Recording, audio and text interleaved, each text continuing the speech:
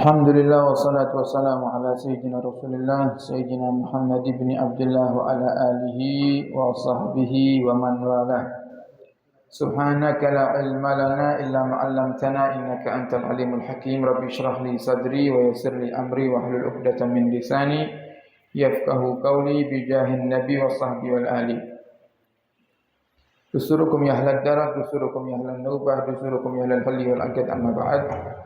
Qala musannif rahimahullah wa nafa'ana bihi wa bi ulumihi fid dharain amin. Syarrul fuqara'i man yawaddu annahu minal aghniya wa khairul aghniya'i man la yakrahu an yakuna minal fuqara. Alhamdulillah, bersama-sama tadi kita mulai dari sore hari sampai kita menjalankan salat Isya dan tarawih berjamaah dan kita sempurnakan dengan khatmul Quran, satu kegiatan yang begitu luar biasa yang walaupun mungkin dari pagi ada yang bekerja, aktivitas dilanjut sore hari, kita beribadah bersama-sama kepada Allah Ta'ala hingga malam hari ini. Semoga ini menjadi saksi bahwasanya kita termasuk orang-orang yang sukses di bulan Ramadan, orang-orang yang mendapatkan keutamaan malam Lailatul Qadar, dan kita keluar nantinya daripada bulan Ramadan seperti halnya kita baru dilahirkan daripada perut ibunda kita, suci tanpa dosa insyaallah, amin ya rabbal alamin. Sedikit kita menyempurnakan majelis khatmul Quran di malam hari ini dengan kita membaca satu hikmah singkat daripada Imam Haddad, melanjutkan daripada apa yang tadi sore kita sampaikan berkaitan dengan urusan rezeki. Beliau Imam Haddad mengatakan syarrul fuqara'i man yawaddu annahu minal aghniya. Seburuk-buruknya orang yang fakir itu adalah orang fakir yang berangan-angan kepingin kaya. Nah, ini rata-rata nih. Nek tanggap orang fakir biasanya orang miskin kepingin apa sugih kan artinya. Imam Haddad mengatakan seburuk-buruknya orang yang fakir adalah mereka yang tidak bersyukur dengan keadaannya sehingga mereka kepingin kaya. Wa khairul aghniya, dan sebaik-baiknya orang yang kaya itu adalah mereka yang tidak takut ketika jatuh fakir. Jadi yang fakir tidak boleh banyak berangan-angan hanya untuk kepingin kaya. Kecuali angan-angan kayanya diniati untuk ibadah, maka itu menjadi ibadah. Pernah satu kali ada seorang sahabat pergi ke masjid.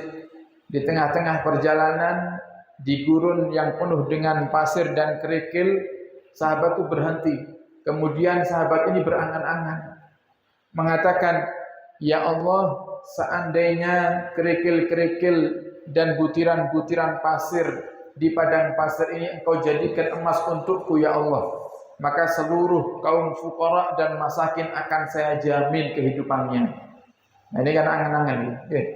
Ada orang sahabat fakir kepingin Allah jadikan kerikil-kerikil itu menjadi emas untuknya. Untuk apa?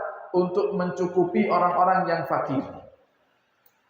Kemudian sahabat ini melanjutkan perjalanannya ke masjid. Sampai di masjid ketemu Nabi. Dan Nabi katakan, "Wahai fulan, amalan apa yang telah kamu lakukan?" Kemudian sahabat mengatakan, "Saya tidak mengamalkan apa-apa ya Rasul. Saya tidak melakukan apa-apa ya Rasul." "Tadi di perjalanan apa yang kamu lakukan?" kata Nabi Muhammad. Kemudian dia teringat, "Oh, tadi di perjalanan ya Rasulullah, kula niki sempat berhenti sejenak. Kemudian saya berandai-andai. Saya mengatakan, ya Allah, seandainya butiran-butiran kerikil ini dan pasir-pasir di padang pasir ini Engkau jadikan emas untukku, maka akan aku cukupi kebutuhan orang-orang yang fakir." Maka apa kata Nabi Muhammad SAW? "Semenjak kamu berangan-angan, berandai-andai semacam itu, sampai saat ini malaikat ini enggak selesai nyatet pahalamu." Jadi berandai-andai untuk suatu ibadah diperbolehkan.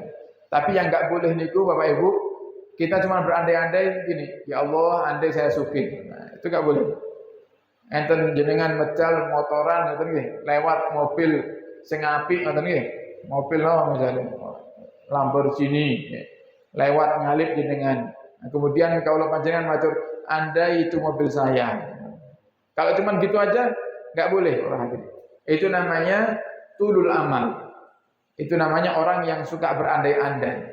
Kata Imam Haddad dalam syairnya, lau walim wa kaifa qaulu dzil hamak ya'tarid 'ala Allah alladzi khalaq. Ucapan kenapa yang biasa diucapkan oleh mereka yang tidak terima dengan takdirnya Allah, atau mereka yang suka berandai-andai, itu adalah kebiasaan orang-orang yang bodoh. Kenapa? Karena dia ya'tarid 'ala Allah alladzi khalaq, dia berpaling daripada Allah Ta'ala yang telah menciptakannya. Nah, coba gambarannya ngeten Bapak Ibu. Panjenengan sebagai seorang suami lagi jalan sama istri panjenengan, di tengah jalan istri jenengan matur ngeten teng jenengan. Andai saya nikah sama bapak itu, mungkin sekarang saya kaya. Ngomongin yang sebelah jenengan. Kira-kira gimana jenengan? Napa amin ngoten? Pasti tersinggung gitu kan, jenengan marah. Jadi sama. Kita Bapak Ibu, ketika kita dalam kondisi misal fakir, kemudian kita katakan andai saya kaya, itu kan Allah tahu gitu. Berarti kan kita seakan-akan mengatakan kepada Allah, andai ya Allah kamu jadikan saya kaya. Loh, ini kan kita nggak terima sama Allah. Maka ya'tarid 'ala Allah. Orang yang suka berandai-andai, orang yang suka berangan-angan panjang, para hadirin, hanya untuk urusan dunia, sama dengan dia tidak terima dengan takdirnya Allah. Makanya Imam Haddad mengatakan, syarrul fuqara, seburuk-buruknya orang yang fakir itu mereka yang berangan-angan hanya kepingin kaya saja. Tapi kalau mereka berangan-angan, ya Allah kalau kepingin sugih ben saged bangun masjid, nah, ini masih indah itu. Didengar Allah itu masih nyaman itu. Jenengan berandai-andai, ya Allah seandainya saya punya mobil itu, ya Allah, mobil yang harganya MM-an, saya jual separuhnya, saya buat bangun pondok pesantren. Nah, ini kan masih indah itu, berangan-angan untuk ibadah. Begitu juga orang yang kaya.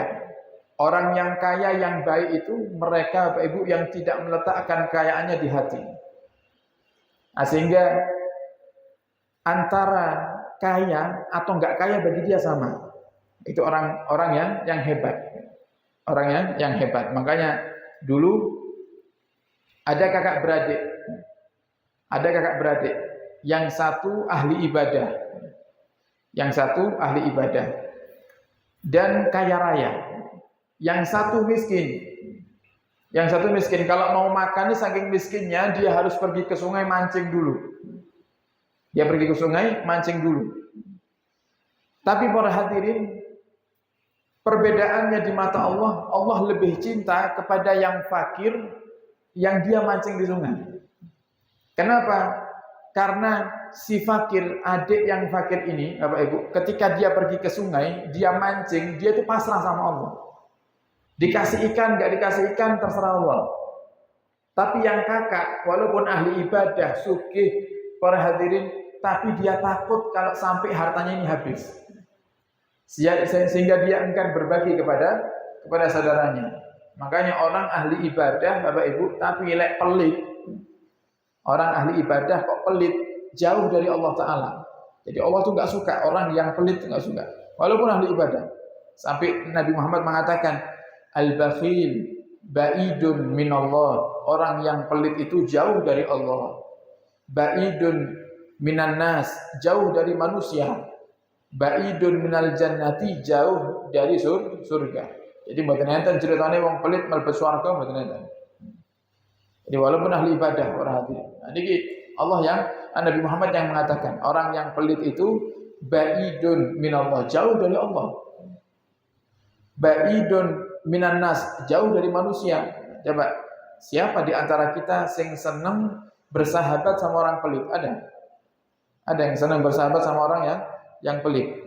Nah, enggak ada, Bapak Ibu. Kenapa? Seandainya ke orang yang pelit itu ngasih sesuatu kepada kita, sesuatu yang diberikan kepada kita itu enggak barokah. Itu bahayanya orang pelit. Makanya kata para ulama, para hadirin, ta'amul karim dawa. Makanan yang disuguhkan sama orang-orang yang dermawan. Nah, ini dermawan nih, orang-orang dermawan ngasih kita kue di malam hari ini. Dawa ini obat ini. Ini obat. Makanya ada para ulama nih, dia punya keluhan, sakit. Tapi ketika hadir ke satu acara, di situ hidangkan makanan, dia makan makanan yang harusnya nggak dia makan, ditegur. Ya Syekh, harusnya kamu ini dengan penyakitmu seperti ini, kamu nggak boleh makan ini.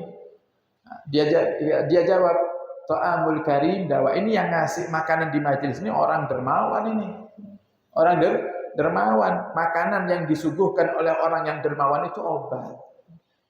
Sebaliknya, ta'amul bakhil da. Makanan yang disuguhkan oleh orang yang pelit itu penyakit. Disuguhkan sama orang pelit.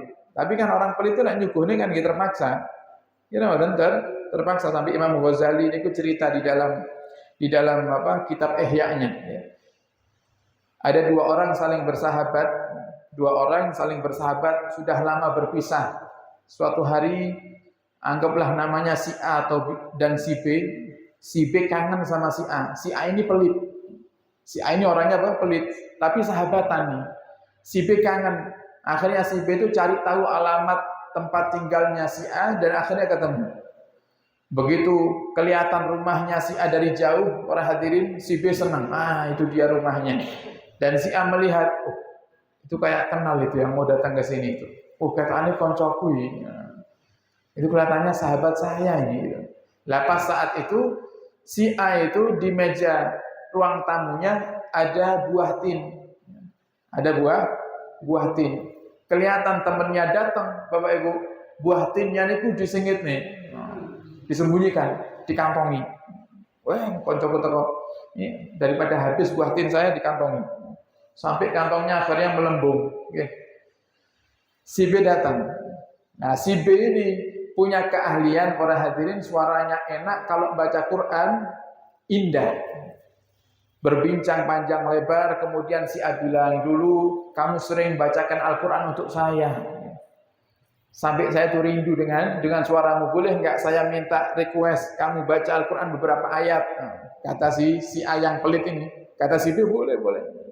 Akhirnya baca Quran. Bismillahirrahmanirrahim. Wazaitun wa turi sinin wa hadzal baladil amin. Kata si Ahlul, ada yang kurang kata aneh ini.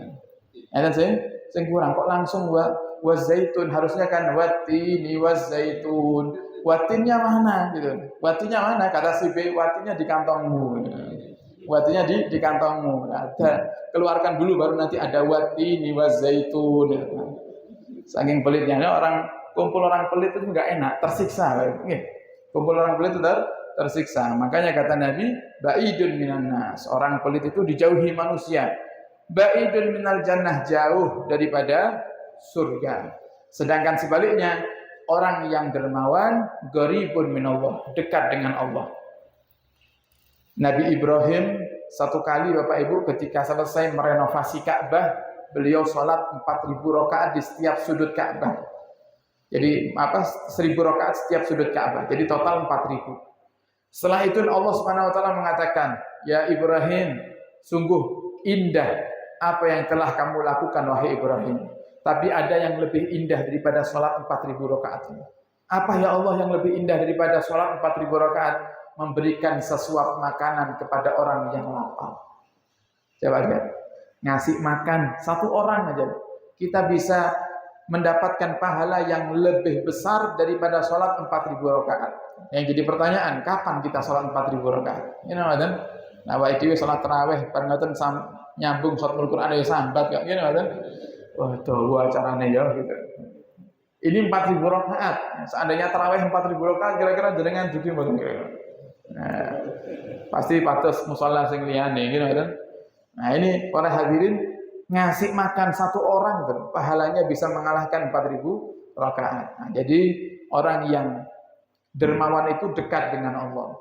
didekati oleh manusia, dicintai oleh manusia, wa gharibun minal jannah, dan dekat dengan surganya Allah Ta'ala. Maka kita berharap bersama-sama semoga dengan berkahnya Al-Quran Allah jadikan kita orang-orang yang sukses dunia, sukses akhirat. Allah jadikan kita orang-orang yang dermawan, orang-orang yang diberikan oleh Allah kebahagiaan dunia dan akhirat. Dan Allah Subhanahu wa taala takdirkan kita semuanya bisa mendapati Ramadan yang akan datang dalam keadaan sehat wal afiat, dan terus kita mendapatkan keutamaan malam Lailatul Qadar ala hadhihi niyyah wa ala kulli niyatin salihah bi jahin nabi wa al nabi la hadratin nabi sallallahu alaihi wasallam bi sirril Fatihah.